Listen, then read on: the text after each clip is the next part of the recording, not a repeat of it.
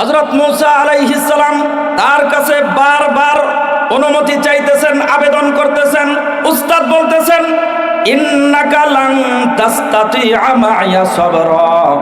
ওগো মূসা, আল্লাহর নবী, সব কিছুই ভিন্ন, অতএব তোমার জন্য করণীয় হলো তুমি অন্য কাহারোর কাছ থেকে ইলম অর্জন করো। মূসা আলাইহিস সালাম বলতেছেন, ওগো উস্তাদজি, আমি তো আমার নিজের ইচ্ছায় আসি নাই, বরং আল্লাহ পাক রব্বুল আলামিন নিজে দিক নির্দেশনা দিয়ে আমাকে আপনার কাছে পাঠিয়েছেন। আল্লাহর নির্দেশনায় আমি আপনার কাছে এসেছি, অতএব দয়া করে আপনি আমাকে আপনার প্রতিষ্ঠানে নেন। এখানে কিন্তু তিনি এই কথা বলতে পারতেন, আল্লাহ পাঠাইছে, আপনি আমার শিখাইবেন না কেন? আল্লাহ পাঠাইছে, আপনি আমার শিখাইবেন না কেন? অনেক দূর পর্যন্ত যাওয়ার পরে তাদের নদী পার হওয়ার প্রয়োজন পড়লো। নদী যখন পার হবে, সামনেই একটা নৌকা দেখতে পেলেন। নৌকার মাঝে ঘটনাক্রমে এই ব্যক্তিকে চিনতে পারলেন, এই উস্তাদকে। এই উস্তাদের পরিচয়টা আবার একটু জানেন। উস্তাদ যিনি ছিলেন তার নাম হলো হযরত খিজির আলাইহিস সালাম। খিজির আলাইহিস সালাম নিশ্চিতভাবেই তিনি কোনো নবী ছিলেন না, আর তার কাছে যিনি ইলম অর্জন করার জন্য গেছেন তিনি কিন্তু নিশ্চিতভাবেই নবী। এবং সাথে যিনি সফর সঙ্গী তিনিও নবী। দুইজন নবী গেছেন, একজন নবী নন, আল্লাহর ওলি, একজন আলেম তার কাছে ইলম অর্জন করার জন্য। একজন সাধারণ আলেমের কাছে, একজন আল্লাহর ওলির কাছে দুইজন নবী যায় এইভাবে নিজেদের অস্তিত্ব বিলাইয়া দিয়েছেন, এইভাবে নিজেদেরকে তার কাছে বিলাইয়া দিয়েছেন যে আপনি দয়া করে আমাকে ইলম দান করেন, ইলম নেওয়ার সুযোগ দেন। নৌকা পার হওয়ার প্রয়োজন পড়ল। ওই লোকটাও দেখে চিনতে পারছে যে এই যে উস্তাদ হযরত খিজির আলাইহিস সালাম, তিনি একজন ভালো মানুষ, তাকে যদি নৌকা দিয়ে পার করে দিতে পারি এটা আমাদের জন্য সৌভাগ্য। তারা হাত উড়ায় ডাক দিলেন, হে মাঝি ভাই, আমাদের নৌকা পার হইতে হবে, তুমি আমাদেরকে একটু পার করে দাও, তোমার নৌকায় উঠে নদী পার করে দাও। মাঝি তাড়াতাড়ি আসলেন, এসে বলতেছেন, আপনারা উঠেন, আপনারা আমার নৌকায় ওঠেন, অবশ্যই আপনারা নৌকা দিয়ে পার হবেন। আপনারা মনে হয় চেহারার দিকে তাকিয়ে বুঝতে পারতেছি আপনারা অনেক ক্লান্ত, পরিশ্রান্ত, আপনাদের কোনো খাবারের প্রয়োজন আছে কিনা? আমরা দুপুরে খাবার জন্য নদীর ভিতরে সারা দিন থাকি, এজন্য আগে আমরা খাবার নিয়ে আসি বাড়ির থেকে। আপনাদের ইচ্ছা হলে আপনারা আমাদের এই খাবারগুলোকে পরিতৃপ্ত হতে পারেন। আদহু ওয়া নুসাল্লি আলা রাসূলিহিল কারীম।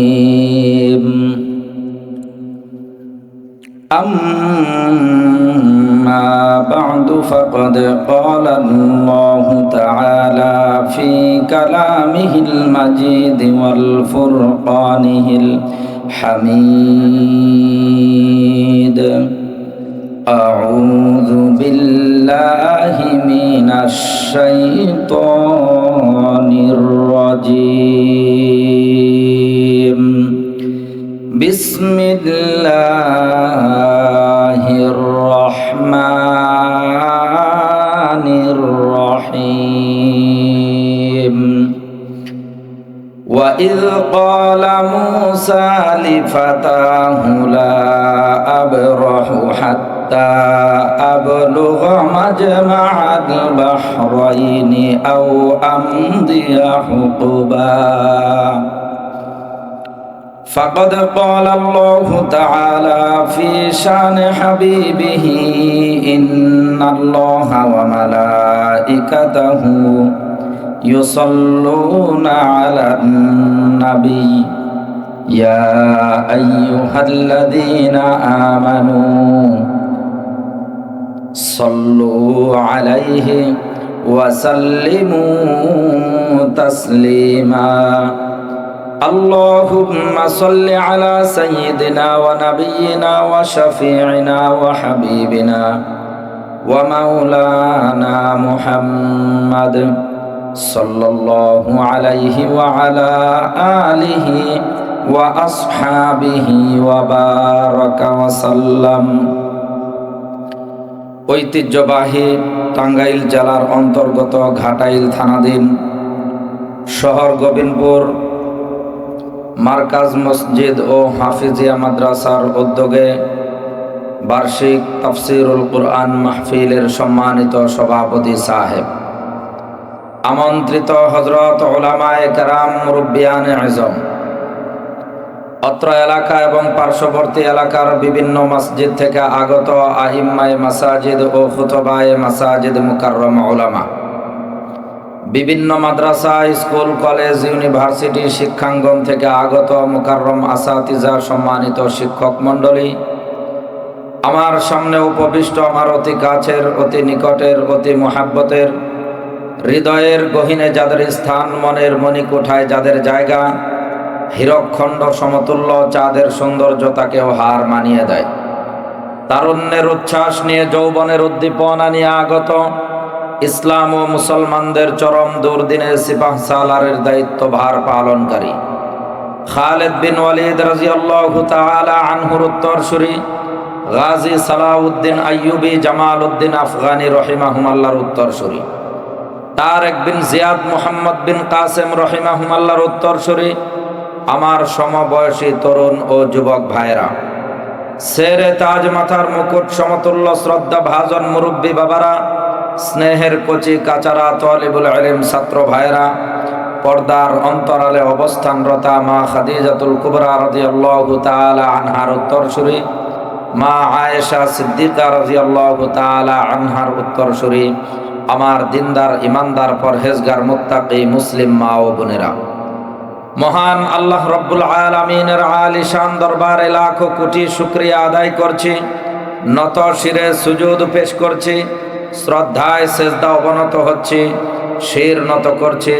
যে মহান মনিব আমাদেরকে অশান্তময় পৃথিবীর অশান্ত পরিবেশ থেকে, গুনাহে ভরপুর, পাপ পঙ্কিলতায় পরিপূর্ণ অন্ধকারাচ্ছন্ন সমাজের গৌর আধার থেকে, অমানিসা থেকে, জুলুমাত থেকে রহমতের হাত ছানি দিয়ে লাখো কোটি মুমিন মুসলমানদের মধ্য থেকে নির্বাচন করে আমার আপনার মতো অযোগ্য, নালায়েক, গুনাহগার বান্দাদেরকে দুনিয়ার মাটিতে নবী করিম সাল্লাল্লাহু আলাইহি ওয়াসাল্লামের ভাষায় বেহেশতের বাগানের মধ্যে, উলামায়ে কেরামের মাজলিসে, কুরআনের মাহফিলে বা ওয়াক্ত বা আজমত বা মুহাব্বত শামিল হওয়ার তৌফিক দান করেছেন। এজন্য আপনারা খুশি না বেজার, কম না বেশি? উচ্ছ্বসিত কণ্ঠে হৃদয়ের সবটুকুন ভালোবাসা উজাড় করে দিয়ে আল্লাহ সুবহানাহু ওয়া তাআলার শিখানো ভাষায় শুকরিয়া আদায় করছি। জবান ছেড়ে দিয়ে সকলেই এক যুগে বলছি আলহামদুলিল্লাহ। রব্বানা লাকাল হামদ হামদান কাসীরা তাইয়িবান মুবারাকান ফি। রব্বানা লাকাল হামদু কামা ইয়ানবাগি লিজালালি ওয়াজহিকা ওয়া আযীমি সুলতানিকা। আল্লাহ সুবহানাহু ওয়া তাআলা এই মাহফিলকে কবুল করুন, অত্র এলাকার সমস্ত মানুষকে কবুল করুন। যে মাদ্রাসার উদ্যোগে মাহফিল, মাদ্রাসার শিক্ষক, ছাত্র, কমিটি, হিতাকাঙ্ক্ষী সকলকে আল্লাহ পাক কবুল করুন। অত্র এলাকার সমস্ত মুর্দেগানের কবর আযাবকে আল্লাহ মাফ করুন। আল্লাহ পাক আমাদেরকে কুরআন থেকে হেদায়াত নেওয়ার তৌফিক দান করুন। আমরা এখানে কুরআন শুনতে এসেছি, সেই মর্মেই আমি আপনাদের মাঝে সূরাতুল কাহফের ৬০ নং আয়াত তিলাওয়াত করেছি। মহান আল্লাহ তাআলা যদি তৌফিক দান করেন, এর পূর্বাপর আরও কিছু আয়াত নিয়ে সংক্ষিপ্ত সময়ে প্রধান বক্তা আসার পূর্ব মুহূর্ত পর্যন্ত আপনাদের সামনে কিছু কথা বলার চেষ্টা করব। আল্লাহ পাক আমাদেরকে কথাগুলোর সঠিক মর্ম উপলব্ধি করা এবং আমল করার তৌফিক দান করুন, আমিন। আমার মূল আলোচনা শুরু করার পূর্বে একটা গল্পের মাধ্যমে আপনাদের সাথে একটু সখ্যতা তৈরি করব, তারপরে মূল আলোচনায় যাব। আমার সেই গল্পটা হলো, একবার এক বাচ্চা শকুন তার বাবা শকুনের কাছে মানুষের গোশত খাইতে চাইছে। মানুষের গোশত খাবে দাবি করার পরেই চেঁচামেচি শুরু করে দিয়েছে। বাচ্চারা তো সাধারণত বাপ মায়ের কাছে কিছু চাওয়ার পরে যদি দিতে দেরি হয় এটা অটো আন্দোলন শুরু হয়ে যায়। তো এইরকমই বাচ্চা বাবার কাছে চাইছে যে বাবা আমার শকুনের মানুষের গোস্ত দাও। বাবাই বলছে যে ঠিক আছে তোমারে খাওয়াবো। বাচ্চায় বলতেছে খাওয়াবা, কখন খাওয়াবা, তাড়াতাড়ি দাও। এরা আর দেরি সহ্য হইতেছে না। বাপ বলতেছে বাবা একটু ধৈর্য ধরো, ব্যবস্থা করতেছি, তোমারে আমি সন্ধ্যার আগেই খাওয়াবো। এই সন্ধ্যা পর্যন্ত আর এর ধৈর্য সয় না। পরে বলছে যে তুমি বাসায় থাকো, আমি আসতেছি। বাপ শকুন বের হয়েছে বাসার থেকে, কতক্ষণ ঘোরাফেরা কইরা অনেক সময় পরে আসছে এক টুকরা গরুর গোশত নিয়ে। গরুর গোশত, শকুন তো গোশত খায় অভ্যাস। গোশত দেখার সাথে সাথে বুঝতে পারছে যে এটা মানুষের গোশত না, গরুর গোশত। চেঁচামেচি শুরু করে দিয়েছে, বাবা খাইতে চাইলাম মানুষের গোশত, নিয়ে আসলা গরুর গোশত, আমি এটা খাবো না, আমার মানুষের গোশত খাওয়াইতে হবে। বললো যে ঠিক আছে তুমি একটু ধৈর্য ধরো, তোমারে খাওয়াবো। আবার বাসার থেকে বের হয়ে গেল। বাসার থেকে বের হয়ে যায়, কতক্ষণ পরে আবার ঘুরা ফিরে আইসা নিয়ে আসছে এক টুকরা শূকরের গোশত। শূকরের গোশত দেখে আবার বাচ্চায় চেঁচামেচি শুরু করছে, আব্বা চাইছিলাম তোমার কাছে মানুষের গোশত, একবার যায় নিয়ে আসলা গরুর গোশত, আবার নিয়ে আসছো শূকরের গোশত, আমি এইগুলো খাবো না, তোমার কাছে চাইতেছি মানুষের গোশত, তুমি আমার মানুষের গোশত দাও। বাপ বলতেছে আরেকটু সময় ধৈর্য ধারণ করো, তোমারে গোশত খাওয়াবো, মানুষের গোশতই খাওয়াবো, তৃপ্তি সহকারে খাওয়াবো। আবার ওই দুই টুকরা গোশত নিয়ে বের হয়েছে। বের হইয়া গরুর গোশতটা নিয়ে হিন্দুদের মন্দিরের সামনে ফালাইয়া রেখে আসছে, আর শূকরের গোশতটা নিয়ে মুসলমানদের মসজিদের সামনে ফালাইয়া রেখে আসছে। মুসলমান যখন আসরে নামাজ পড়ার জন্য মসজিদে ঢুকবে, কিরে আমাদের মসজিদ হইল পবিত্র জায়গা, এখানে শূকরের হারাম গোশত, যেটা আমরাকে সব সময় হারাম মনে করি, এই হারাম জিনিস এখানে আয়না কে ফালাইলো? অবশ্যই এটা কোনো মুসলমানে ফালায় নাই, আশপাশে হিন্দু বাড়ি কোথায় আছে ওরাই ফালাইছে। অতএব এটার জন্য এত চিন্তা ভাবনা করার দরকার নাই, সুদা হিন্দু বাড়িতে যায় হামলা কর, মার শুরু কর। হিন্দুরাও যখন সারাদিনের কাজকর্ম শেষ কইরা বিকালবেলায় গেছে মন্দিরে একটু ভক্তি দেওয়ার জন্য, যায় দেখে যে আমাদের মার গোশত আইনা আমাদের মন্দিরের সামনে ফেলায় রাখছে। এটা করলো কে? এটা তো কোনো হিন্দু করবে না কোনোদিন, কারণ হিন্দুরা গরুকে খুব সম্মান করে, নিজের মার চাইতেও বেশি সম্মান করে। অতএব এটা হিন্দুর কোনো কাজ না, এটা অবশ্যই কোনো মুসলমানে করছে। অতএব আশপাশে মুসলমানের বাড়ি কোথায় আছে হামলা চালা। হিন্দু হামলা করছে মুসলমানের বাড়ি, মুসলমান হামলা করছে হিন্দুর বাড়ি, শুরু হইল মারামারি, দাঙ্গা ফাসাদে মুহূর্তের ভিতরে কয়েকশো লাশ পড়ে গেছে। তারপরে মা শকুন, বাবা শকুন, বাচ্চা শকুনের ডাইকা বলতেছে, বাবা গোশত না খাইতে চাইছিলা, খাও, তৃপ্তি সহকারে খাও, তুমি খাও, তোমার বন্ধু বান্ধবী যারা আছে ওদেরকে খাওয়াও, তোমার আত্মীয় স্বজন যারা আছে তাদেরকেও খাওয়াও, যত মানুষকে মন চায়, যত শকুনকে মন চায় ডাইকা আনো আর খাওয়াও, তৃপ্তি সহকারে খাওয়াও। বাচ্চায় কতক্ষণ তৃপ্তি সহকারে খাইছে। খাইয়া তারপরে বাবা শকুনরে জিজ্ঞেস করতেছে, বাবা তোমার কাছে আমি চাইছিলাম, আমি তো একটা শকুন, আমার সামান্য কিছু গোশত হইলেই চলতো, তুমি আমার এই সামান্য গোশত না দিয়ে এত গোশত মুহূর্তের ভিতরে ব্যবস্থা করালা কেমনে? তখন বাপ শকুন বাচ্চা শকুনের বলতেছে যে, বাবা এটা হইল আদম সন্তান, এদেরকে দুই জায়গায় দুইটা চেতনায় মানুষকে খুব কাবু বানানো যায়। তার একটা হইলো ধর্ম, যেটার অ্যাকশন হয় মুহূর্তের ভিতরে, একটা সেকেন্ড দেরি করে না, ডাইরেক্ট অ্যাকশন। আর একটা হইলো রাজনীতি, যখন রাজনীতির অ্যাকশনের ভিতরে ফেলাবে তখনও মানুষ লাশের পর লাশ পড়তেই থাকবে, কেউ চিন্তা করবে না যে কার জন্য কি করতেছে, এর ক্ষতি হইলো কি আর লাভ হইলো কি, চিন্তা ভাবনা বাদ দিয়া চালাইতেই থাকবে। তখন বাচ্চা শকুন বাপ শকুনের জিজ্ঞেস করতেছে, বাবা তাহলে তুমি তো আমার রাজনীতি ব্যবহার কইরা গোশত খাওয়াইতে পারতা, রাজনীতি ব্যবহার না কইরা ধর্ম ব্যবহার করলে এর কারণটা কি? এর কারণটা হইল রাজনীতি করে তো নেতারা এটা চিন্তা ভাবনা কইরা ধীরে ধীরে ধীরে ধীরে ধীরে ধীরে টার্গেট করে, এই ধীরে ধীরে টার্গেট কইরা ওই পর্যন্ত তুমি তো সকাল থেকে বিকাল পর্যন্তই ধৈর্য ধরতেছ না, এজন্যে তড়িৎ গতিতে যেটাই অ্যাকশন হয় সেটা হইল ধর্ম, এজন্য ধর্ম ব্যবহার করে তোমার গোশত খাওয়াইলাম। বর্তমান পৃথিবীতে আপনারা আমার কথাগুলো বুঝবার চেষ্টা করবেন। জীবনে অনেক ওয়াজ শুনছেন, আল্লাহ যদি বাঁচায় রাখেন আরও জীবনে অনেক ওয়াজ শুনবেন। কিন্তু আমি যেই বিষয়টা আপনাদেরকে বোঝাবার চেষ্টা করব, আমার বাড়ি যদিও দূরে থাকি, তো আপনাদের এলাকায় কোনো বিষয় যদি অস্পষ্ট থাকে, আমার কোনো একটা কথা যদি আপনাদের কাছে অস্পষ্ট মনে হয়, আমার কাছে এসে জিজ্ঞাসা করে জিনিসটা পরিষ্কার করার চেষ্টা করবেন। কিন্তু ভুল মেসেজ নিয়ে এখান থেকে কেউ উঠবেন না, এটা আপনাদের প্রতি আমার অনুরোধ থাকবে। ধর্ম এবং রাজনীতি এই জিনিসটা পৃথিবীর শুরু লগ্ন থেকেই চলে আসতেছে। এই জায়গায় মানুষ সবসময় দুর্বল থাকে, যার কারণে এই জিনিসটা ওই শকুনেও বুঝতে পারছে যে এই দুই জায়গায় মানুষকে কাবু করা যায়।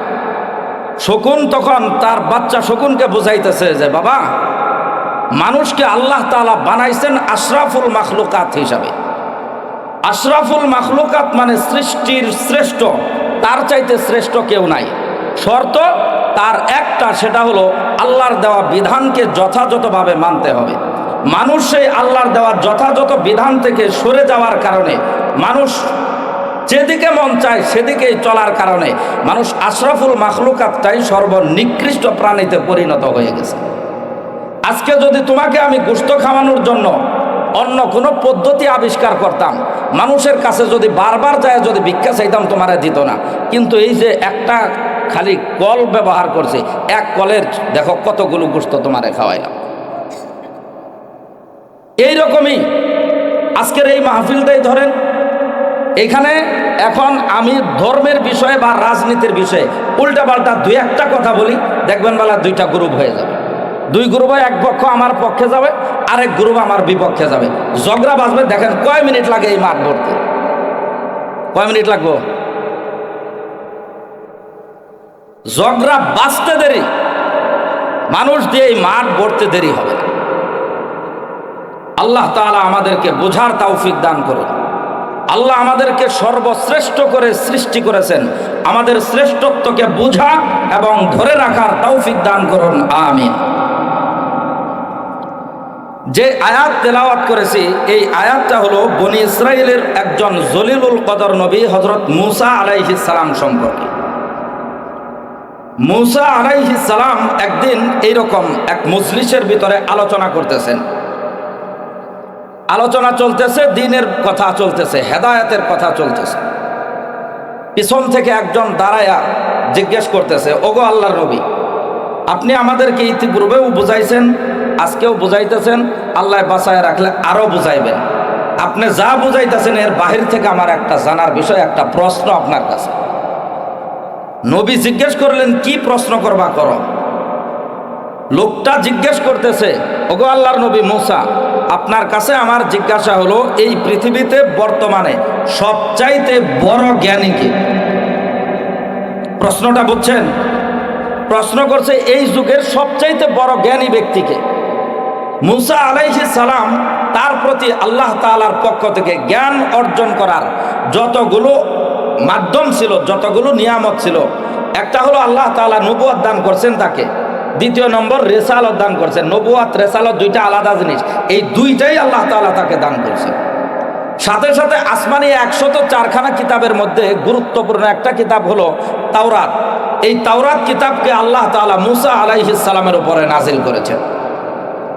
আবার এতগুলো জ্ঞান আল্লাহ তাআলা তাকে দেওয়ার পরেও যখন কোনো জটিল বিষয়ে প্রয়োজন পড়তো, যে সমাধান পাচ্ছেন না, সাথে সাথে আল্লাহ তাআলার কাছে জিজ্ঞাসা করতেন, উপরের দিক তাকায়া জিজ্ঞাসা করতেন, আল্লাহ এই বিষয়ের সমাধান কি?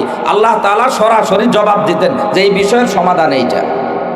আল্লাহ যদি কাউকে কিতাব দান করেন, নবুয়ত দান করেন, রিসালাত দান করেন, এত কিছুর পরেও যখন যে বিষয় জানার প্রয়োজন, সরাসরি দুনিয়ার কোনো মানুষ নয়, ফেরেশতার মাধ্যমেও নয়, অন্য কোনো মাধ্যম নয়, সরাসরি আল্লাহ যদি কাউকে কোনো বিষয় জানায় দেন, তার কি জ্ঞানের অভাব আছে?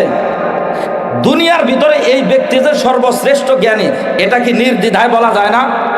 মূসা আলাইহিস সালাম এই বিষয়গুলো চিন্তা ভাবনা করেই বলছিলেন যে আল্লাহ তাআলা যেহেতু জ্ঞান অর্জন করার জন্য আমাকে এতগুলো মাধ্যম দান করেছেন, সব কিছু মিলে অ্যানালাইসিস করে আমি যেটা বুঝতে পারলাম সেটা হলো এই যুগে আমি সবচেয়ে বড় জ্ঞানী। এই জবাব দেওয়ার সাথে সাথে আল্লাহ তাআলাও তাকে জিজ্ঞাসা করতেছেন, মূসা তুমি বড় জ্ঞানী? আল্লাহ যখন পাল্টা তাকে প্রশ্ন করছেন যে মুসা তুমি কি বড় জ্ঞানী, সাথে সাথে তিনি বুঝতে পারছেন যে আমার আগের জবাবটা ঠিক হয় না, আগের জবাবের ধরন ঠিক হয় নাই। মুসা আলাইহিস সালাম আবার আল্লাহর কাছে বলতেছেন, ওগো আল্লাহ, আমার চাইতে বড় জ্ঞানী যদি কেউ থাকে, আল্লাহ অনুগ্রহ করে দয়া করে আপনি আমাকে তার পরিচয় দিন, তার ঠিকানা দিন, আমি তার কাছে যাব, তার কাছ থেকে জ্ঞান অর্জন করব। আল্লাহ, ইলমের এমন কোন বিষয় যেটা আমি এখন পর্যন্ত জানি না, সেই বিষয় এমন ব্যক্তি জানে, তার কাছে যাইতে যদি আমার হাজারো কষ্ট হয় আমি তার কাছে যাব, দয়া করে অনুগ্রহ করে আপনি আমাকে তার পরিচয় দান করেন। তিনি বুঝতে পারছেন আমার আগের জবাব ঠিক হয় নাই, এজন্য তিনি তার বক্তব্য পরিবর্তন করে ফেললেন। আল্লাহ সুবহানাহু ওয়া তাআলা বললেন, মুসা তুমি কি সেই মহা জ্ঞানী ব্যক্তির কাছে যাইতে চাও? মুসা আলাইহিস সালাম বললেন, অবশ্যই ওগো আল্লাহ, আমি তার কাছে যাব এবং তার কাছ থেকে জ্ঞান অর্জন করব। আল্লাহ সুবহানাহু ওয়া তাআলা বললেন যে ওই ব্যক্তির কাছে যাওয়ার জন্যে, ওই ব্যক্তির পরিচয় পাওয়ার জন্যে তোমার কাজ হলো একটা মাছ ধরবা, মাছটারে কুটবা, ভাজি করবা, ব্যাগের ভিতরে উঠাইয়া তারপরে রওনা করবা। এখন আপনাদের কাছে আমার জিজ্ঞাসা হলো, মাছ ধইরা কুইটা ভাজি করার পরে সেটা কি জীবিত থাকে না শেষ? মরে না?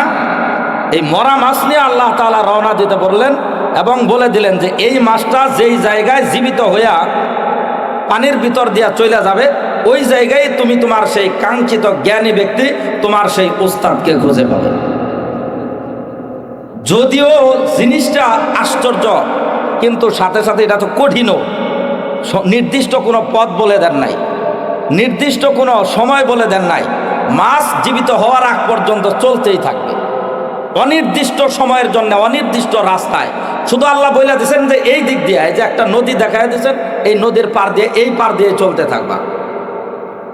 কত দূর পর্যন্ত চলতে হবে, কত সময় পর্যন্ত, কত দিন পর্যন্ত চলতে হবে, এটার কোনো সীমানা দেয়া দেন। মুসা আলাইহিস সালাম তার সাথে আরেকজন সফর সঙ্গী নিলেন, তার নাম ইউশা ইবনে নুন আলাইহিস সালাম। তিনিও একজন নবী ছিলেন। ইউশা ইবনে নুন তিনি একজন নবী ছিলেন, রাসূল ছিলেন না। দুইজন নবী রওনা করলেন আরেকজন ব্যক্তির কাছে জ্ঞান অর্জন করার জন্য। যাচ্ছেন তো যাচ্ছেন, নিয়ত করলেন রাস্তার মধ্যে জ্ঞান অর্জন করব, ইলম অর্জন করব, ওই জ্ঞানী ব্যক্তির কাছে আমরা যাব। এমন মহাজ্ঞানীকে পাওয়ার আগ পর্যন্ত আমরা বিশ্রামও করব না, খাবারও খাবো না। জ্ঞানের কতটা পিপাসা তাদের ছিল, জ্ঞানের পিপাসা থাকার কারণে তারা এই নিয়ত করলেন যে আমরা আমাদের উস্তাদকে পাওয়ার আগ পর্যন্ত খাবারও খাবো না, বিশ্রামও গ্রহণ করব না। কিন্তু দৈহিক গঠন, আল্লাহ তাআলা তাদেরকে নবুয়ত দান করেছিলেন, রিসালাত দান করেছিলেন, এটা তাদের বিশেষ মর্যাদা। কিন্তু দৈহিক গঠন তো মানুষের গঠন ছিল, তাদের শরীরে ক্লান্তি ছিল, পেটে ক্ষুধা ছিল, যার কারণে চলতে চলতে চলতে চলতে এক পর্যায়ে তারা একেবারে দুর্বল হয়ে পড়লেন। তখন চিন্তা করলেন যে না, এখন আমাদের একটু বিশ্রামের প্রয়োজন, না হয় আবার শরীরের উপরে নিজের জুলুম করা হবে, এটাও তো আবার ঠিক না। এজন্য তারা বিশ্রাম করলেন, একটা পাথরের উপরে যায় অবস্থান নিলেন। পাথরের উপরে যায় কেবলমাত্র বসছেন, বসার সাথে সাথে ক্লান্তির কারণে জিমানি ভাব আসছে, জিমানের সাথে সাথে নিজেরা অজান্তেই শুয়ে ঘুমায় গেছে। ঘুম এত গভীর ঘুম, অনেক সময় পরে সফর সঙ্গী ইউশা ইবনে নুন তিনি জাগ্রত হয়েছেন। জাগ্রত হওয়ার কিছুক্ষণ পরেই তিনি দেখতেছেন যে ব্যাগ থেকে যা ছিল খাবার প্রস্তুত করে নিয়ে আসছে। খাবার তো সব মরাই, কিন্তু ব্যাগের ভিতরে নাড়াচাড়া শুরু হয়ে গেছে। নাড়াচাড়া করতে করতে ওইখান থেকে বের হয়ে পানির ভিতরে লাফ দিছে, সেখান থেকে পানির ভিতর দিয়ে আবার চলা শুরু করছে। মাছ যেদিক দিয়ে যাচ্ছে মনে হয় যেন এটা একটা টানেল করছে, ওদিক দিয়ে রাস্তা এখনো খোলা, এখনো দেখা যাচ্ছে।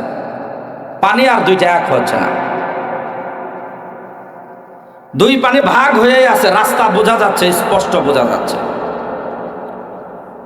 আল্লাহ সুবহানাহু ওয়া তাআলা মানব জাতিকে হেদায়েত দেওয়ার জন্য, আল্লাহর কুদরত বোঝার জন্য আল্লাহ এমন কিছু জিনিস আমাদের সামনে স্পষ্টভাবে রেখে দিয়েছেন, যেগুলো দেখে যে কোনো একজন নির্বুধ মানুষও সামান্য সময় যদি চিন্তা করে তাহলে এক একটা নিদর্শন একজন ব্যক্তির হেদায়েতের জন্য যথেষ্ট হয়ে যাবে। কিন্তু দুর্ভাগ্যজনক হলেও সত্য, আল্লাহর সেই সৃষ্টিগুলো আমরা দেখিও না, দেখলেও চিন্তা ভাবনা করি না। চিন্তা ভাবনা করবো কোত্থেকে? আমাদের তো ওই সময়ই নাই। সময় আছে? বেশি দূরে যাইতে হবে না। আমাদের বাংলাদেশের টাঙ্গাইল জেলার পার্শ্ববর্তী থানা মানিকগঞ্জ, এই বরাবর কোনায় যদি যান, মানিকগঞ্জ জেলার শেষ মাথায় যাবেন, ওই দিক দিয়ে রাজবাড়ি, মাঝখানে ফেরিঘাট আছে না? এই ফেরিঘাট পার হওয়ার সময় পদ্মা এবং যমুনা একসাথে হয়েছে। পদ্মার পানি একটু বেশি এক রঙের, আর যমুনার পানি আরেক রঙের। পদ্মার পানিটা একটু ঘোলা বেশি, যমুনার পানি একটু পরিষ্কার তুলনামূলক বেশি। এই যে দুই পানি সৃষ্টির শুরু লগ্ন থেকে চলতেছে, কতবার জাহাজ গেল, ফেরি গেল, ধাক্কা দিয়ে এক পানি আরেক পানির ভিতরে মিশাইয়া দিচ্ছে। মুহূর্তের ভিতরে আবার দুই পানি আলাদা হয়ে যার যার রাস্তায় চলতেছে। আজও পর্যন্ত এক পানি আরেক পানির রাস্তায় যায় ডিস্টার্ব করে নাই, কোনোদিন অন্যায়ভাবে আরেকজনের রাস্তায় সে চলে। আমরা মানুষেরা অন্যায়ভাবে মানুষের পথে চলবো, অন্যায়ভাবে আল্লাহর বিধান লঙ্ঘন করব, অন্যায়ভাবে মানুষের হক মেরে খাবো, এইগুলো তো সব বাদ। নিজের আপন ভাইয়ের গোশত চাবায় খাইতে পর্যন্ত আমরা দ্বিধাবোধ করি না। সেই যুগে আমরা এখন বসবাস করতেছি।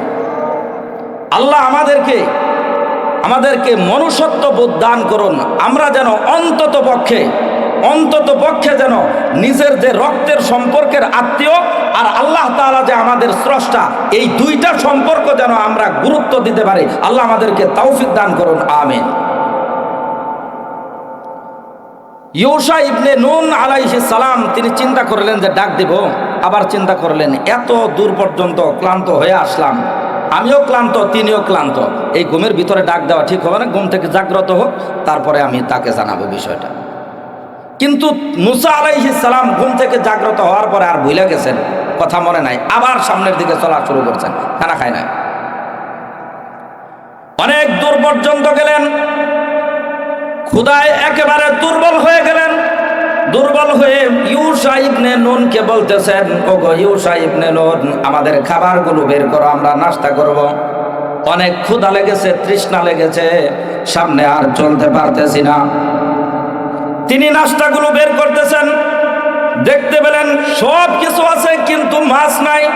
যখন মাছের কথা মনে পড়ছে তখন তিনি বলতেছেন, আরো আইতা ইয আওয়াইনা ইলা সখরাতি ফা ইন্নী নাসিতুল হুত। ওগো আল্লাহর নবী মুসা, আমরা যে নাস্তাগুলো নিয়ে এসেছি এর সাথে যে একটা ভাজি মাছ ছিল, এই মাছের কথা আমি ভুলে গিয়েছি। আমরা ওই যে বিশাল পাথরখণ্ডের উপরে যে বিশ্রাম নিচ্ছিলাম, ওই সময় মাছটা জীবিত হয়ে পানির ভিতর দিয়ে চলে গেছে। ওগো আল্লাহর নবী, আমি আপনাকে তখনই বলতে চেয়েছিলাম কিন্তু ভুলে গেছিলাম। আসলে আমি তো ভুলি নাই, শয়তান আমাকে বিষয়টা ভুলাইয়া দিছে। মুসা আলাইহিস সালাম বলতেছেন, আমরা আর খাবার খাবো না, বিশ্রাম নেব না, নাস্তাও গ্রহণ করব না, অতি সত্বর চলো সেই জায়গায়। ওই জায়গায় আমরা আমাদের কাঙ্ক্ষিত ব্যক্তিকে খুঁজে পাবো। তাড়াতাড়ি সেই দিকে চলো, রওনা করলেন। যাইতে যাইতে আবার সেই বিশাল পাথরের কাছে গেলেন।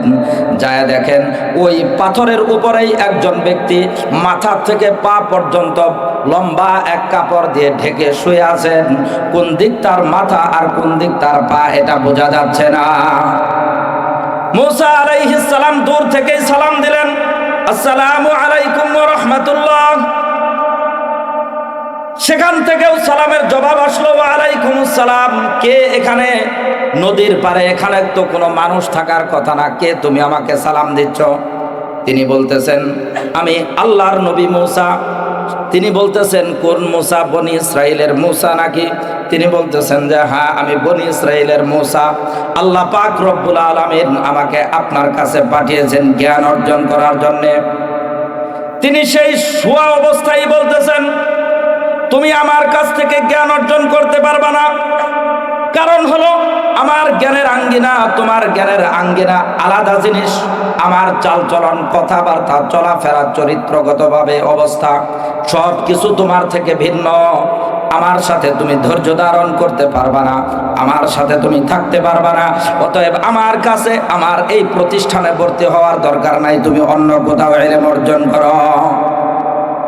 মূসা আলাইহিস সালাম বলতেছেন, ওগো উস্তাদজি, হাল আত্তাবিউকা আলা আন তুআল্লিমানি মিম্মা উল্লিমতা রুশদা।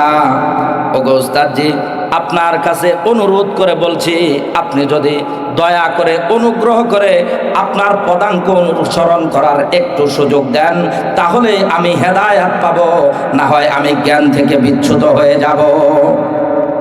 এখানে আমাদের একটু শিখার বিষয় আছে। শিখার বিষয় হলো,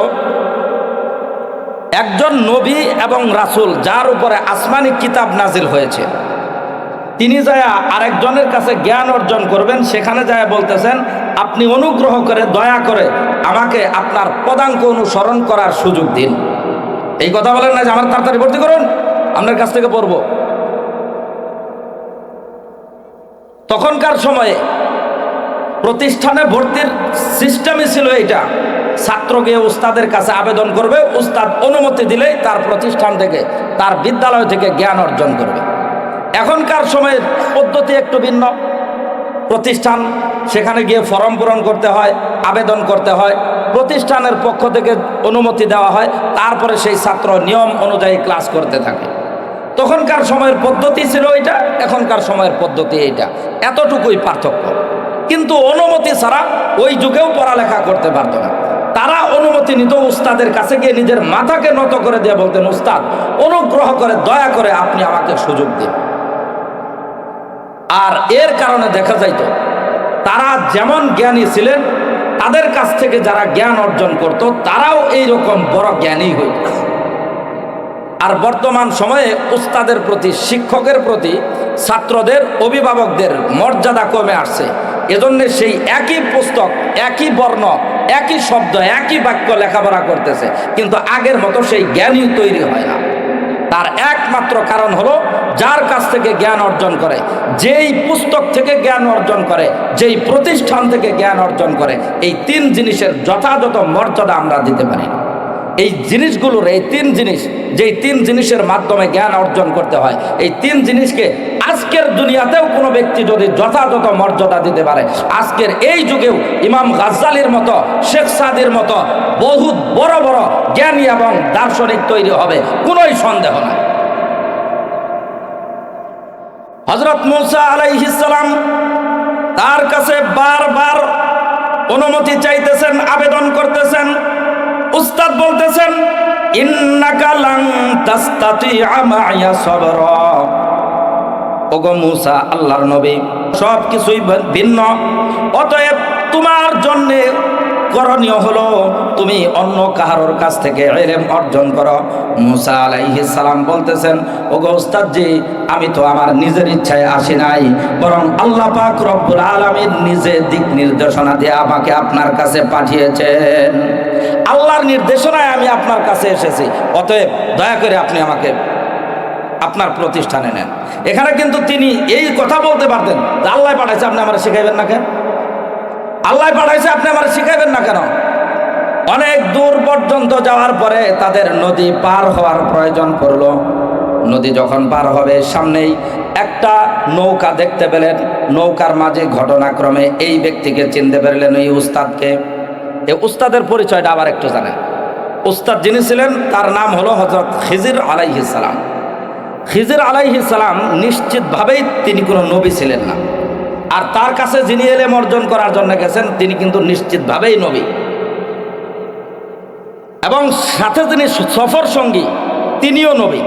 দুইজন নবী গেছেন, একজন নবী নন, আল্লাহর ওলি, একজন আলেম তার কাছে ইলম অর্জন করার জন্য। একজন সাধারণ আলেমের কাছে, একজন আল্লাহর ওলির কাছে দুইজন নবী যায় এইভাবে নিজেদের অস্তিত্ব বিলাইয়া দিয়েছেন, এইভাবে নিজেদেরকে তার কাছে বিলাইয়া দিয়েছেন যে আপনি দয়া করে আমাকে ইলম দান করেন, ইলম নেওয়ার সুযোগ দেন। নৌকা পার হওয়ার প্রয়োজন পড়ল। ওই লোকটাও দেখে চিনতে পারছে যে এই যে উস্তাদ হযরত খিজির আলাইহিস সালাম, তিনি একজন ভালো মানুষ, তাকে যদি নৌকা দিয়ে পার করে দিতে পারি এটা আমাদের জন্য সৌভাগ্য। তারা হাত উড়ায় ডাক দিলেন, হে মাঝি ভাই, আমাদের নৌকা পার হইতে হবে, তুমি আমাদেরকে একটু পার করে দাও, তোমার নৌকায় উঠে নদী পার করে দাও। মাঝি তাড়াতাড়ি আসলেন, এসে বলতেছেন, আপনারা ওঠেন, আপনারা আমার নৌকায় ওঠেন, অবশ্যই আপনারা নৌকা দিয়ে পার হবেন। আপনারা মনে হয় চেহারার দিকে তাকিয়ে বুঝতে পারতেছি আপনারা অনেক ক্লান্ত পরিশ্রান্ত, আপনাদের কোনো খাবারের প্রয়োজন আছে কিনা? আমরা দুপুরে খাবার জন্য নদীর ভিতরে সারা দিন থাকি, এজন্য আগে আমরা খাবার নিয়ে আসি বাড়ির থেকে। আপনাদের ইচ্ছা হলে আপনারা আমাদের এই খাবারগুলোকে পরিতৃপ্ত হতে পারেন। আমাদের কাছে পানি আছে, পানি পান করতে পারেন। আপনারা ক্লান্ত মানুষ, চাইলে আমাদের বাড়িতে গিয়ে আপনারা বিশ্রাম করতে পারেন। এত সমাদর করতেছেন, সম্মান করতেছেন, এবং শেষ পর্যায়ে যখন নৌকার থেকে তারা নেমে যাবেন, ভাড়া সাজছেন, তখন বলতেছেন, হুজুর আপনাদেরকে নৌকা দিয়ে পার করে দিচ্ছি, এটা হলো আমাদের জন্য সৌভাগ্য। এই সৌভাগ্যকে আমরা অনেক বরকতের মনে করি, আপনার কাছ থেকে ভাড়া নিয়ে আমি সেই সৌভাগ্য নষ্ট করতে চাই না। অতএব আপনার কাছ থেকে ভাড়া নেব না হুজুর, এইটাই আমাদের সিদ্ধান্ত, আমাদেরকে ভাড়ার চাহিদা আর লজ্জা দিবেন না। তারা অনেকবার চেষ্টা করলেন টাকা দেওয়ার জন্যে, মাঝি কোনো অবস্থায় টাকা গ্রহণ করলেন না, না করার পরে চলে যাচ্ছেন। এমন সময় হঠাৎ করে হযরত খিজির আলাইহিস সালাম, ওই নৌকার ভিতরেই একটা দাঁড়ালো শাবল ছিল, যেই শাবল দিয়ে ওই নৌকা যখন তীরে ভিড়াতো, নদীর তীরে, সেখানে নৌকাকে আটকায় রাখতো। এই লোহার শাবল হাতে নিয়ে নৌকার তলায় এক আঘাত করে নৌকাটা ছিদ্র করে চলে যাচ্ছেন। হযরত মূসা আলাইহিস সালাম বলতেছেন, ওগো উস্তাদজি, আখরাকতাহা লিতুগরিক আহলাহা লাকাদ জিত্তা শাইআন নুকরা। ওগো উস্তাদ, এই মাঝিগুলো আমাদেরকে এত সম্মান করলো, আমাদেরকে খাবার দিতে চাইলো, পানি দিতে চাইলো, বিশ্রাম করার জন্য বাড়িতে নিতে চাইলো, শেষ মুহূর্তে আমাদের কাছ থেকে ভাড়া পর্যন্ত নিল না। ওগো উস্তাদ, তারা আমাদেরকে এত সম্মান এবং উপকার করলো, আর আপনি কিনা নৌকার থেকে নামার সময় তার নৌকাটা ছিদ্র করে দিলেন, এটা কি তাদের সাথে আমাদের ইনসাফপূর্ণ কোনো আচরণ হলো নাকি? উস্তাদ বলতেছেন, আলাম আকুল ইন্নাকা লান তাসতাতিআ মা'য়া সাবরা, আমি কি আগেই বলি নাই যে তুমি আমার সাথে থাকতে পারবা না?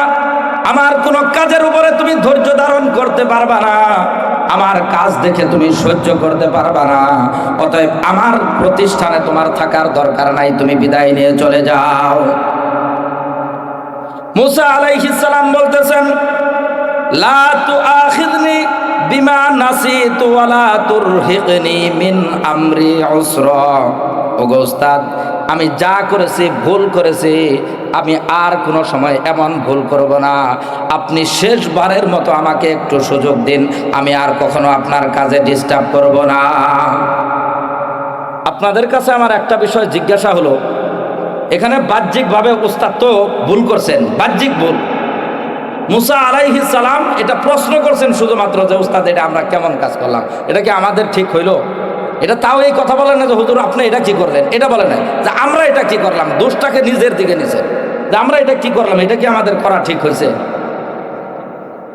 আর উস্তাদ বলতেছেন, আমি তো আগেই বলছিলাম তুমি আমার সাথে থাকতে পারবে না, তো বিদায় নাও। মূসা আলাইহিস সালাম বলতেছেন, উস্তাদ আল্লাহর রাস্তায় আপনি আমাকে মাফ করেন, আমার ভুল হয়েছে, আপনি আমার পক্ষ থেকে একটা বারের জন্য আবেদন গ্রহণ করেন, এরপরে আমি আর ভুল করব না। উস্তাদ আর ছাত্র, গুরু এবং শিষ্য, পীর এবং মুরিদ, তাদের ভিতরে যদি এই রকম সম্মান সূচক আচরণ বিধি থাকে, তাহলেই গুরুজনের কাছ থেকে যা অর্জন করবে, যা শিখবে সেগুলো কাজে লাগবে। যদি এইরকম সম্মান দেখাইতে না পারে, যা কিছুই শিখুক না কেন, যত বড় মেধাবী হোক না কেন, সেই জ্ঞান কোনোদিন দুনিয়া এবং আখিরাত উভয় জগতেই কাজে লাগাইতে পারবে। ব্র্যাকেটে আরেকটা কথা বলে রাখি, উস্তাদ, গুরু, পীর যাই কিছুই বলেন, এদের সবার উপরে হলো পিতামাতার স্থান। পিতামাতাকে সম্মান আরও বেশি দিতে হবে। অনেকেই অনেক সময় বলে যে আমি উচিত কথা বলতে আমার বাপ মায়েরাও ছাড় দেয় না। আল্লাহ এত বড় উচিত কথা বলার দায়িত্ব দুনিয়ার কোনো সন্তানের দেয় নাই। এত বড় উচিত কথা বলতে হবে না। আল্লাহর দিনের কথা বলতে গেলে মুখ বন্ধ হয়ে যায়, অথচ বাপ মায়ের সাথে যখন ওই ভাই বেড়াদার ভাই বোনদের সাথে সম্পদ নিয়ে বাজে তখন উচিত কথা বলতে বাপ মায়েরাও ছাড় দেয় না। যখন নিজের স্বার্থে আঘাত লাগে তখন বাপ মায়েরা ছাড় দেয় না। এত বড় হক কথা বলার দায়িত্ব আল্লাহ আমাদেরকে দেয় না। সংক্ষিপ্তভাবে আপনাদেরকে বলি, হযরত আবু হুরায়রা রাদিয়াল্লাহু তাআলা আনহু, হাদিস শাস্ত্রের সবচেয়ে বড় শিক্ষিত তিনি হলেন আবু হুরায়রা রাদিয়াল্লাহু তাআলা আনহু। তিনি যখন ইসলাম গ্রহণ করেছেন তার মা ছিলেন মুশরিকা। এই অবস্থায় একদিন তাকে মারছে, লাঠি দিয়ে পিটাইছে। নবীজির কাছে যায় বলতেছেন, ইয়া রাসূলুল্লাহ, আমি ইসলাম গ্রহণ করার কারণে আমার মা আজকে আমাকে মারছে। নবীজি বলতেছেন, আবু হুরায়রা, তোমার মা যে তোমাকে মারছে এজন্য কি তুমি আমার কাছে বিচার দিচ্ছ? প্রশ্ন করার ধরন শুই নাই। আবু হুরায়রা রাদিয়াল্লাহু তাআলা আনহু বলছেন যে আমার এই কথা বলা ঠিক হয় নাই। নবীজির প্রশ্নের ধরনেই বুঝতে পারছেন যে আমার এই অভিযোগ করা ঠিক হয় নাই। এজন্য তিনি তার কথার ধরন পাল্টায় বলতেছেন, ইয়া রাসূলুল্লাহ, আমি অভিযোগ করতেছি না, বরং আপনি দোয়া করেন আমার মা যেন আমার আর ডিস্টার্ব না করে তিনিও যেন মুসলমান হয়ে যায়। সুবহানাল্লাহ, আস্তে কর। বুঝছেন কথা? তাহলে উচিত কথা কি সব জায়গায়? উচিত কথার জায়গা বেজাগা আছে। এমন কি কোরআন হাদিসের স্পষ্ট কথা, বাপ মা যদি সরাসরি কাফের হয়, এখন কাফেরের চাইতে নিকৃষ্ট কোনো প্রাণী আছে? কাফেরের চাইতে নিকৃষ্ট কোনো প্রাণী নাই। এই কাফেরও যদি হয় বাপ মা, এমনকি আল্লাহর গজবে আক্রান্ত হয়ে যদি তারা নিকৃষ্ট প্রাণী শূকরে রূপান্তরিত হয়ে যায়, তারপরেও বাপ মায়ের সাথে বেয়াদবি করা যাবে না। বাপ মায়ের সাথে কখনোই রূঢ় আচরণ করা যাবে না। বুঝাইতে পারছি কথা? আল্লাহ তাআলা আমাদেরকে বোঝার তৌফিক দান করুন, আমিন।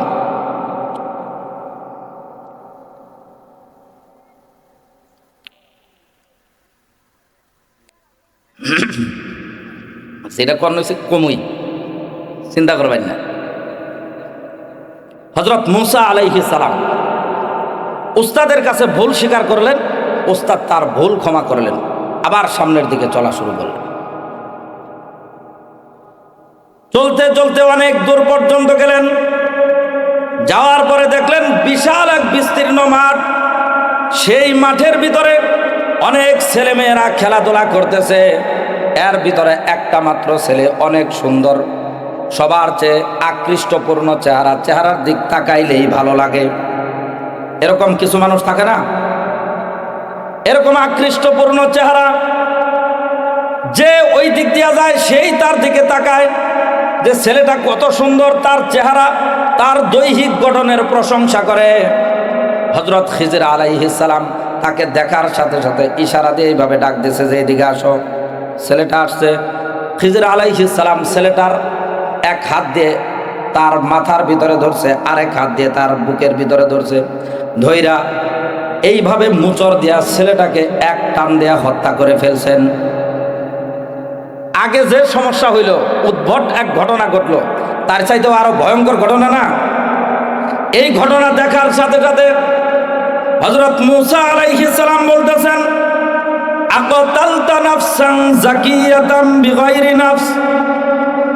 ওগো উস্তাদজি, এই যে বাচ্চা ছেলে, সে এখনো পর্যন্ত কোনো গুনাহ করার বয়স হয় নাই, সে অন্যায় করলেও তার পাপ হবে না, এই বয়স পর্যন্ত এখনো পর্যন্ত সে পৌঁছে নাই।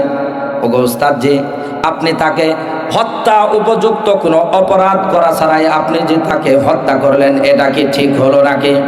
এটা তো অনেক নিন্দনীয় কাজ হলো। ওগো উস্তাদজি, এটা কেমন কাজ করলেন? এখানে আপনাদেরকে একটা হাদিস শোনাই। রাসূলুল্লাহ সাল্লাল্লাহু আলাইহি ওয়াসাল্লাম বলেন, কুল্লু মাউলুদিন ইউলাদু আলাল ফিতরা ফাআবাওয়াহু আও ইউহাউবিদানিহি আও ইউনাসসিরানিহি আও ইউমাজ্জিসানিহি। প্রত্যেকটা সন্তান জন্মগ্রহণ করে একেবারে নিষ্পাপ অবস্থায়, মাসুম অবস্থায়, অর্থাৎ আল্লাহ পাক রব্বুল আলামিন নিজ দায়িত্বে যাদেরকে গুনাহ থেকে হেফাজত রাখেন, এইরকম নিষ্পাপ অবস্থায় প্রত্যেকটা সন্তানকে আল্লাহ তাআলা সৃষ্টি করেন। তারপর পিতামাতা নিজের অবাধ্যতার কারণে, নিজের অবাধ্য পরিবেশের ভিতরে রেখে সন্তানকে হয়তো মূর্তি পূজারী বানায়, হয়তো মুশরিক বানায়, হয়তো ইহুদি নাসারা বানায়। পিতা মাতা যেই কালচারে বড় হয় তার সন্তানদেরকেও সেই একই কালচারে বড় করে। এজন্যে হাদিস শরীফে রাসূল কারীম সাল্লাল্লাহু আলাইহি ওয়াসাল্লাম বলেন, হে আমার উম্মতেরা, তোমাদের সন্তানগুলো যদি জাহান্নামী হয় তাহলে আল্লাহ পাক রব্বুল আলামিন এর কারণে কিয়ামতের ময়দানে তোমাদেরকেও কিন্তু আসামির কাঠগড়ায় দাঁড় করাবেন। আবার যদি একজন সন্তান মাসুম অবস্থায়, বেগুনাহ অবস্থায়, নাবালেগ অবস্থায় মৃত্যুবরণ করে, আর পিতামাতা যদি ওই সন্তান হারানোর বেদনা ধৈর্যের সাথে মেনে নিতে পারে, আল্লাহ পাক রব্বুল আলামিন এই সন্তান হারানোর ব্যথার উপরে ধৈর্য ধারণ করা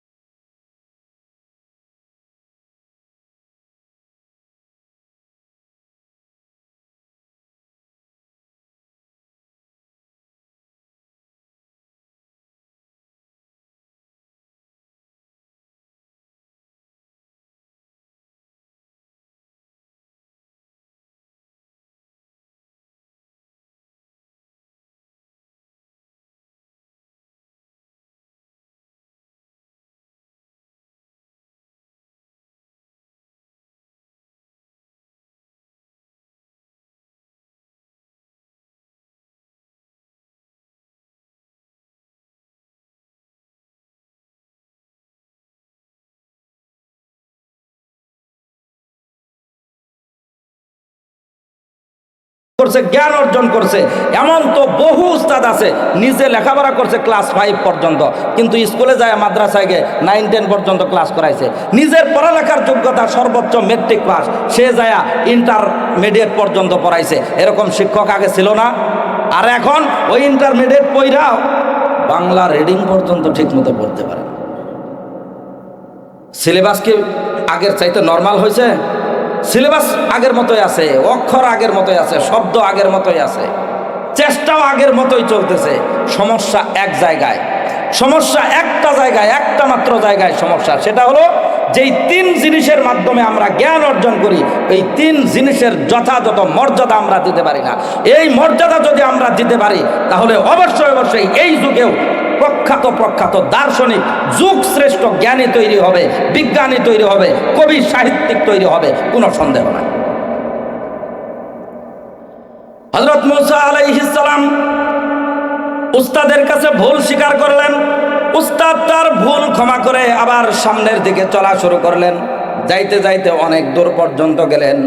যাওয়ার পরে এমন একটা এলাকায় গেলেন যেই এলাকার মানুষগুলো ছিল অত্যন্ত কৃপণ। এমন কৃপণ ছিল, যায়া 3 জন মানুষ মিলা বুঝাইল যে ভাই আমাদেরকে একটু মেহমানদারি করেন। তারা বলে যে না, আমরা মেহমানদারি করি না। বলতেছে আমাদেরকে একটু বিশ্রাম নেওয়ার সুযোগ দেন, আমরা অনেক দূর থেকে এসেছি, ক্লান্ত হয়েছে, আমাদেরকে একটু বিশ্রাম নেওয়ার সুযোগ দেন। সে বলতেছে, তারা এলাকার মানুষ সবাই মিলে বলতেছে, আমাদের এই এলাকায় কোনো অপরিচিত মানুষকে এক মুহূর্তের জন্য থাকতে দেয় না। সর্বশেষ একটু পানি খাওয়ার জন্য আবেদন করলেন যে আমরা অনেক তৃষ্ণার্ত, আমাদেরকে একটু পানি পান করার সুযোগ দাও। তারা বলতেছে যে না, তাও দেওয়া হবে না, কারণ আমরা পানি অনেক কষ্ট করে ব্যবহার করি, পানির ব্যবস্থা করি অনেক কষ্ট করে, অতএব তোমাদেরকে পানিও দেওয়া হবে না, আমাদের এলাকা থেকে তাড়াতাড়ি বের হয়ে যাও। হযরত মূসা আলাইহিস সালাম, খিজির আলাইহিস সালাম এবং ইউশা ইবনে নুন, এই তিনজনেই মনক্ষুণ্ণ হয়ে মনে কষ্ট নিয়ে এলাকা থেকে বের হয়ে যাচ্ছেন। বর্তমান সময় আর আগের সময়ে বেশি না, এখন থেকে মাত্র 2, 4, 15, 20 বছর আগের দিকে লক্ষ্য করেন। এই শীতের সময় আসলে, আবার গরমের সময় আসলে নিজেদের প্রত্যেকটা আত্মীয় স্বজনকে দাওয়াত করে বছরে 2 বার দাওয়াত খাওয়াইতো না? আমরাও খাইতাম, আমাদেরকেও খাওয়াইতো। আত্মীয় স্বজনদের সাথে এমনভাবে উঠা বসা হইতো, অন্যরকম একটা আনন্দ। যে সমস্ত বাড়িতে খাবার দাবার ছিল না, তারপরেও দেখা যাইতো রান্না করতে করতে রাত্রের 12টা বাজায় দিত, যাতে করে সকালের খাবার আরেকবার বাঁচানো যায়। এত কষ্ট হইতো, তারপরেও অন্যরকম একটা হৃদ্যতার সম্পর্ক ছিল। কিন্তু এখন মানুষের খাদ্য বস্ত্রের অভাব নাই, টাকা পয়সার অভাব নাই, শুধু মনটা সংকীর্ণ হয়ে গেছে। আত্মীয় স্বজন তো অনেক দূরের কথা, নিজের বৃদ্ধ বাপ মা এই শীতের মধ্যে কাঁপে, সন্তান খোঁজ নেওয়ার সুযোগ পায় না, কারণ সন্তান তো আর নর্মাল নাই, সে হয়তো ব্যবসা করে, না হয় বিশাল বড় চাকরি করে। এখন এত বড় ভিআইপি ছেলে এই বুড়া বাপ মায়ের খোঁজ খবর নেবে এত সময় থাকে? এত নর্মাল ছেলে তো আর না, এজন্য খোঁজ খবর নেওয়ার সময় পায় না। আল্লাহ আমাদেরকে বোঝার তৌফিক দান করুন। আমাদের পিতামাতা যারা আছে তাদেরকে মৃত্যু পর্যন্ত আল্লাহর সন্তুষ্টি যদি পাওয়ার ইচ্ছা থাকে, তাহলে পিতামাতার সন্তুষ্টি অর্জন করার তৌফিক দান করুন, আমিন। এলাকার থেকে চলে যাচ্ছেন, চলে যাওয়ার সময় এলাকার শেষ প্রান্তে গিয়ে দেখেন বিশাল একটা দেওয়াল। ওই যুগের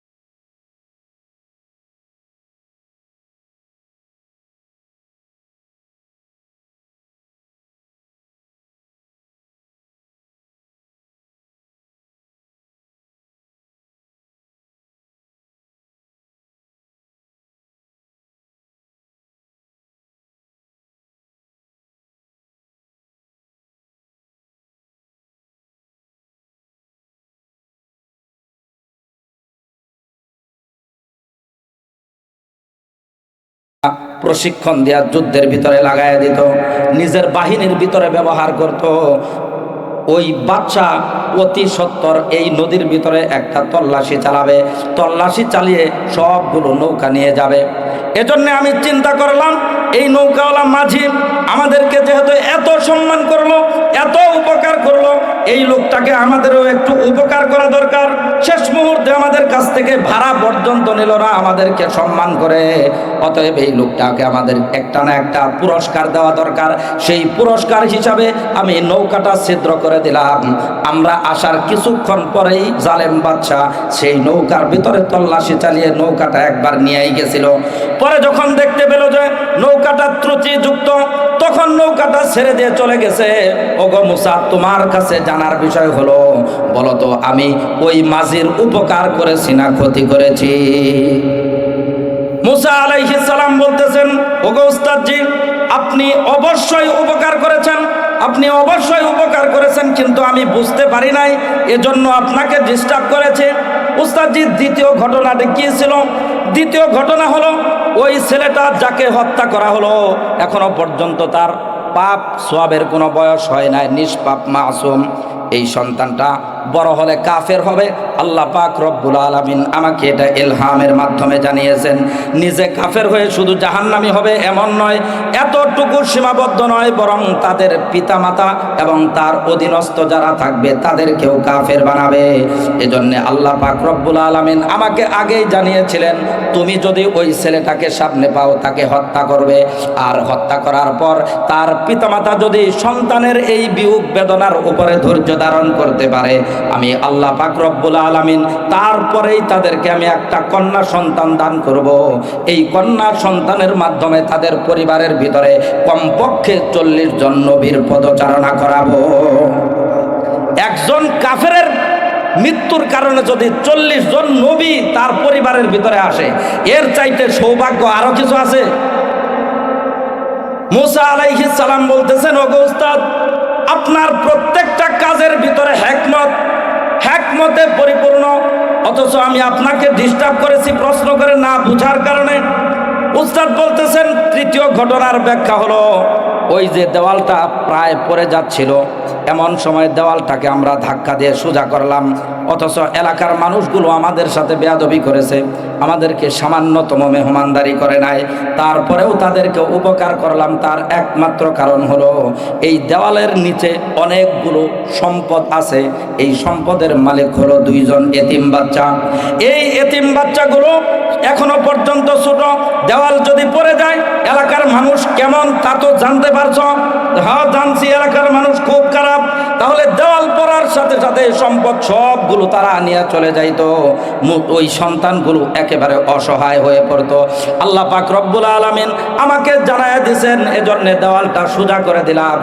আর তার পিতামাতা মৃত্যুর পূর্বে এমন চিহ্ন রেখে গেছে, সন্তানগুলো প্রাপ্তবয়স্ক হওয়ার সাথে সাথে অটোমেটিক বুঝতে পারবে যে আমাদের পিতামাতা মৃত্যুর সময় আমাদের জন্য এই দেওয়ালের নিচে এরকম সম্পদ রেখে গেছেন। ওগো মুসা, বলো তো আমি কি খারাপ করেছি না ভালো করেছি? মুসা আলাইহিস সালাম বলতেছেন, ওগো উস্তাদ, আপনি অবশ্যই ভালো করেছেন। তাহলে আমার ভাইরা, ঘটনার দীর্ঘ ঘটনা আপনাদের কাছে এখান থেকে একটু জিজ্ঞাসা হলো, উস্তাদ যদি ছাত্রের সাথে কখনো একটু রূঢ় আচরণ করে, তাকে শিক্ষা দেওয়ার জন্যে, শাসন করার জন্যে সাময়িকভাবে সামনাসামনি একটু কঠিন মনে হলেও এটা কি সন্তানের জন্য আসলেই ক্ষতির কারণ নাকি ভালো কারণ? এই যে আজকে যাদেরকে পাগড়ি দেওয়া হবে না 6 জন, ওদের 6 জনকেই আমি পিটাইছি। এমনকি ওদের সাথে যারা ছাত্র ভর্তি হয়েছে এখনো হাফেজ হয় নাই, ওদের চাইতে ওরা মায়ের বেশি খাইছে ওরা। আবার ওদের আগে গত বছর যারা হাফেজ হয়ে গেছে, ওর ভিতরে একজন ওই যে আব্দুল আলিম ড্রাইভারের ছেলে ফাহিম, ওরে যে পিটাইছি, ওরে পিটানি খাওয়ার কারণে ও 1 বছর আগে আরো হাফেজ হয়েছে, হেফজ নিছে একসাথে হেফজ নিছে। আল্লাহ ওরে রহমত দান করুক। আমাদের ছাত্র যারা হেফজ শেষ করছে, আল্লাহ তাআলা সবাইকে হক্কানি হাফেজ এবং আলেম হওয়ার তৌফিক দান করেন। সবাই বলেন আমিন।